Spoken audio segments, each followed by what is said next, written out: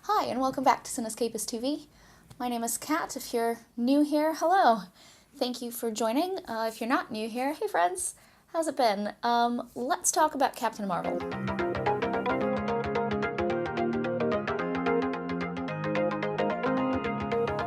So I saw the Captain Marvel midnight screening, but I did not make the video the morning of, as opposed to my Captain America Civil War video where I was completely out of it. So it's been a couple of days, I've had a little bit of time to think, and I've had a couple of chats with some people.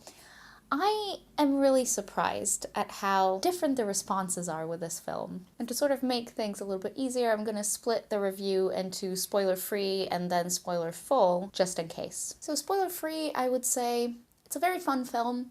I had a really good time. There was a lot of awkward exposition at the beginning of the film where the writing is a little bit, for lack of a better word, awkward. You know, when people turn to each other and go, hey, do you remember when we did this thing? Oh yeah, sure, I remember when we did that thing, right? Yes, that thing, haha. Nobody talks like that. And when they talk like that in movies, it's very plain that they're trying to give you as much information as possible in as little time as possible. And while I understand the reasoning, the purpose, if you will, behind this sort of writing, it still pulls me out of the film a little bit. So, you know, minus points for that, but plus points for Carol Danvers just being the best.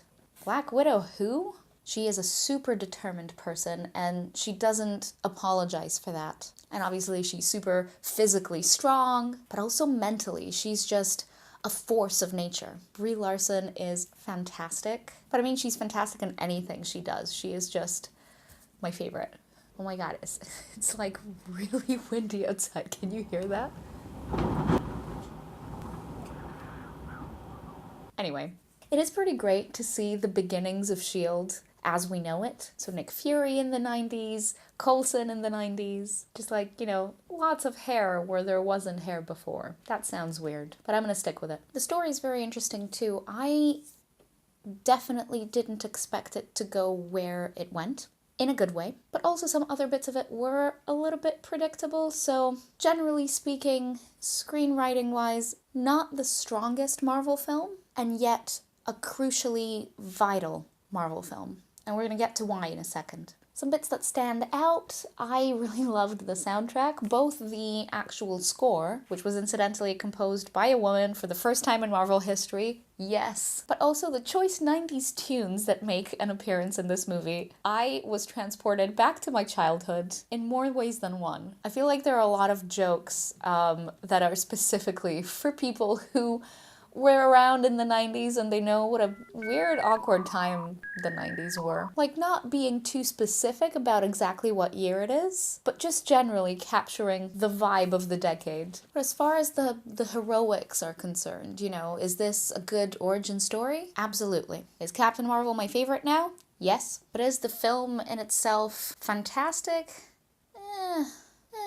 And that's okay. There is absolutely nothing wrong with it being not perfect. As I say, mostly the weaknesses lie in the screenwriting a little bit. It gets awkward at times and it's not as complete as I would have wanted it, but it does do some really interesting things with the character.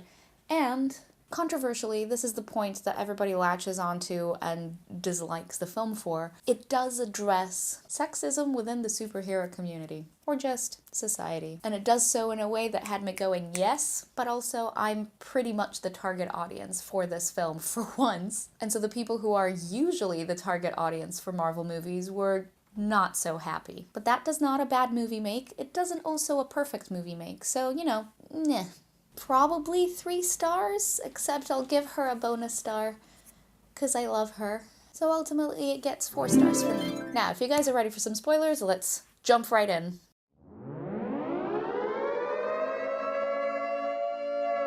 Something that does bother me a little bit is that a lot of the strongest moments of the film are actually in the trailer. I mean, granted, I still cried while watching the movie, but there's just something about having seen it before that just makes it a little less cool. Also, there's some really awkward contact lenses in this movie, like Jude Law with yellow eyes, Annette Bening with white eyes. I'm just not sure why this is happening. I mean, obviously they want to tell us that they're aliens, and so what better way to tell us that they're aliens than give them weird color eyes.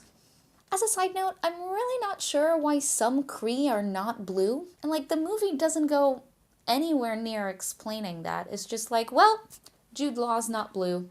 You're welcome. Sure?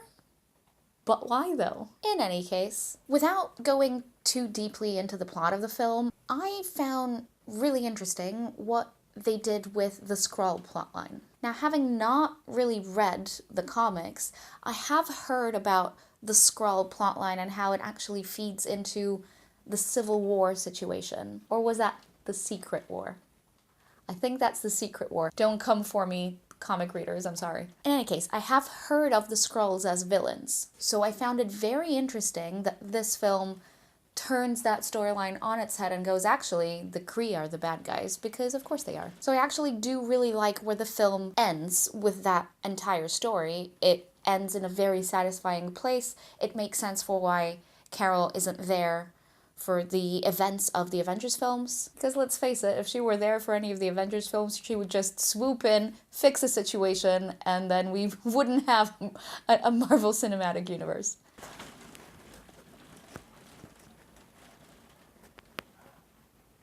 Jesus.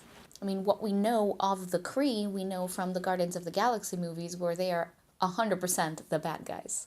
So at least in that way it's consistent, and also having the Skrulls be the good guys lends a little bit of heart to this movie. And that way there's a little bit of a surprise as well, because otherwise it's just a world of bad guys and one girl against everyone, and I don't know where that story would have gone if there wasn't a twist of some sort. So I did really enjoy that.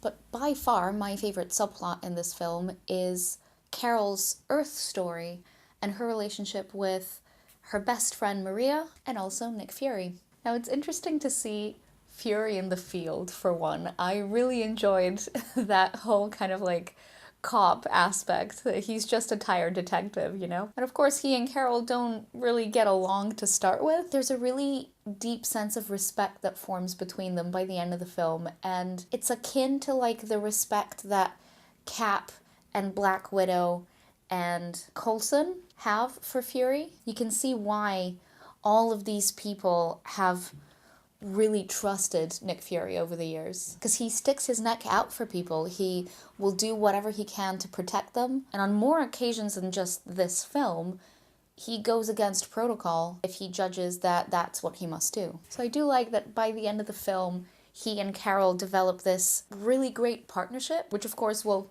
come into play in Avengers Endgame. We're literally a month and a half away. I'm fine. Now, Carol's relationship with Maria is the most important part of her character development. Because as we find out, they used to be best friends before she got whisked away to a different part of the galaxy. And it's Maria who grounds her back into her old self, into who she used to be. Or rather, this new combined version of herself. I love it. I love that the core relationship in this film is between two women who supported each other through a very tough environment, as evidenced by that really gross sexism montage, because that's a thing in this movie. But it's good because it's kept short and sweet, or rather short and really gross, but short. Short is important. And we see them holding each other up through all of it and cheering each other on their way to becoming combat pilots of some sort. And of course, you know, the argument could be made that maybe they're more than gal pals, and I certainly did read it that way, but it doesn't have to be. It is this pure bond of sisterhood between them that is so refreshing to see in a superhero movie. Because somehow I just don't think that even a Black Widow movie would give us this sort of pure bond between women. And we certainly haven't seen it in any of the other Marvel movies. Correct me if I'm wrong, but right now I struggle to think. No, I'm pretty sure. And on a separate but equally important note, Carol's relationship with Mar-vell, the undercover Kree woman played by Annette Bening, who made it her mission to end the war between the Kree and the Skrulls. Or maybe even the Kree and everyone else. Wouldn't that be something? Like, how amazing is it that Carol's mentor, the person that she has looked up to the most, is another woman? And you know, like, some of you might be looking at this going, I don't know, I don't see what's so special about this. Trust me, there's something really special about it. I mean, first of all, seeing a woman in such a position of power is awesome, but also the fact that Carol doesn't try to emulate a strong masculine figure in her life. The person she admires the most is another woman. I don't know, there's something so beautiful, refreshing, incredible about that. That really, it just makes the movie for me.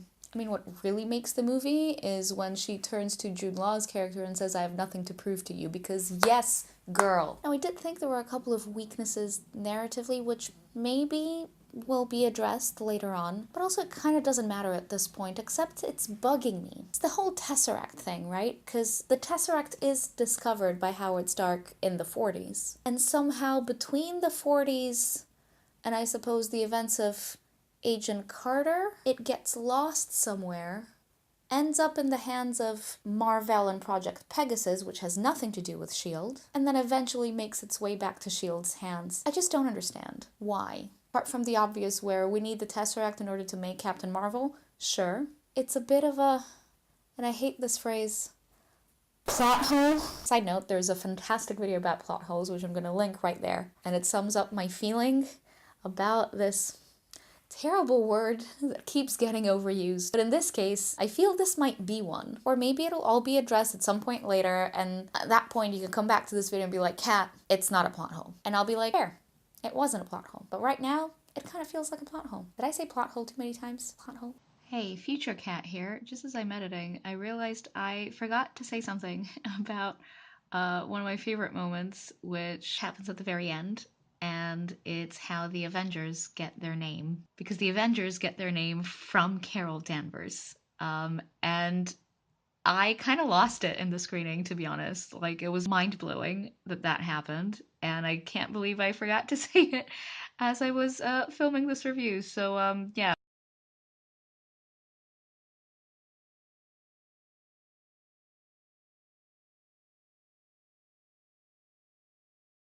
In any case, apart from that, I really enjoyed this movie. I had a tremendous time watching it. I know I will be going to see it again before it's out of the cinemas. And honestly, I hope that even those who criticize the movie for being too girl power will find something to enjoy in this film. I was talking to someone yesterday and he said he found those moments a bit too much. And my response was, those moments weren't for you. They were a wink and a nod to women everywhere because we deal with those things on an everyday basis. And maybe it's tiring for men to hear, but my God, it's tiring to live like that. And so we get a Marvel movie where those things are brought forward for everyone to see, and we get this fantastic female character who punches those things and those people right in the face. And it feels good. And so if you don't like that, that's okay.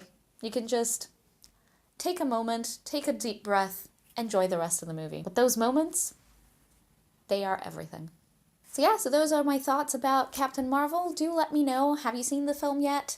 What did you think? I suppose at this point, if you've reached this part of the video, you've probably either seen the movie or just watched the whole spoiler section. You brave soul. But yeah, leave me a comment, let me know what you thought of the film. You can make sure to follow me on Instagram and subscribe to this channel and turn on post notifications, and I'll see you guys next time. Bye!